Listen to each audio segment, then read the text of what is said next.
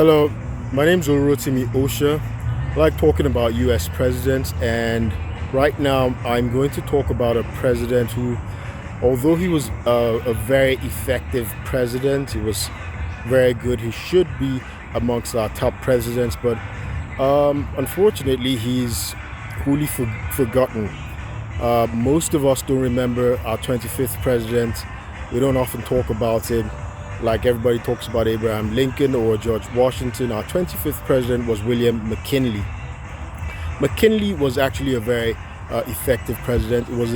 He was president during the era of great prosperity, and it was when America came to be acknowledged as a world power. He was president during the Spanish-American War, and we defeated Spain. He was decisive. We defeated Spain, and we got to seize some Spanish territories. We took possession of Guam, the Philippines, Puerto Rico, and we ended up annexing Hawaii, the Kingdom of Hawaii, which became a state in the 20th century. Now, why is it that William McKinley is quite ignored in the consciousness of Americans when they consider their American presidents? Historians often say it's because of his successor.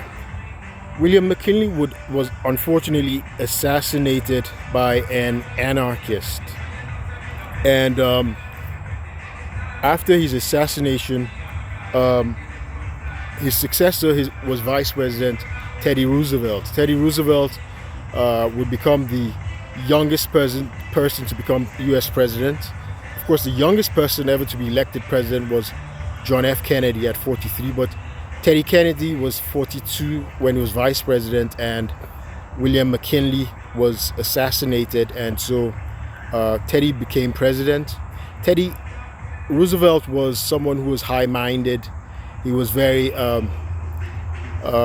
aggressive about his high-mindedness, and so his era became very successful, and he carried on a number of the reforms and a number of the policies that William McKinley had started. William McKinley was one who started the project on the Panama Canal, and that was basically to be able to create a shorter routes for the U.S. Navy and for commerce, and basically linking the Pacific and Atlantic oceans, and just helping the navigation routes much shorter. And so Teddy Roosevelt will go full steam with that, and of course he was very expansionist. He was imperialistic, and so just because of the controversy surrounding Teddy Roosevelt and how effective he was, of course Teddy Roosevelt is ranked amongst the top 5 US presidents routinely. I think he ended up eclipsing William McKinley, who was a very effective president, but unfortunately in history he came to be seen in retrospect when placed in juxtaposition with his successor's term as being rather mediocre, although he was actually an effective president. Now, he didn't have a great civil rights record because there was a lot of civil rights abuses, and of course African Americans, considering the Republican Party was the party of Lincoln, who had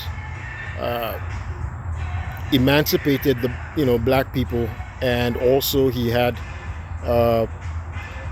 it was expected that the Republican Party and of course William McKinley would champion the rights of black people, but this wasn't the case, and so he didn't have a great civil rights record. But in all fairness, just because America was very prosperous during his era, because of a number of the policies, his economic policies, such as his advocacy of tariffs. He was known in Congress as a tariff man, and so he raised tariffs, and his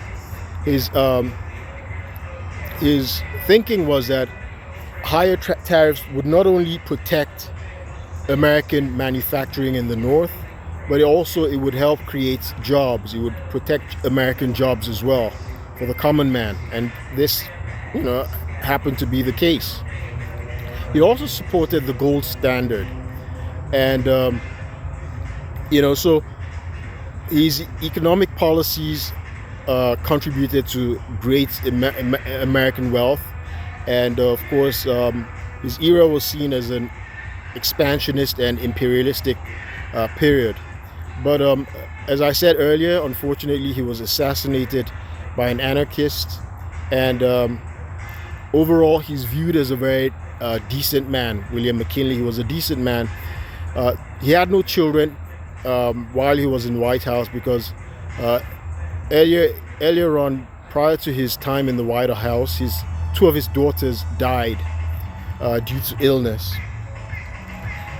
So there you have it. I just discussed William McKinley, our 25th president, and my name is Olu Osha, and I use this opportunity to talk about the perversion of justice, which I'm experiencing still in Montgomery County, Maryland. It's an abusive process intended to impede justice, and of course, it's a great perversion and miscarriage of justice that I'm experiencing. And I hope Americans will be sensitized due to the public corruption that I'm experiencing in Montgomery County, Maryland. And I'll keep you posted. Thank you.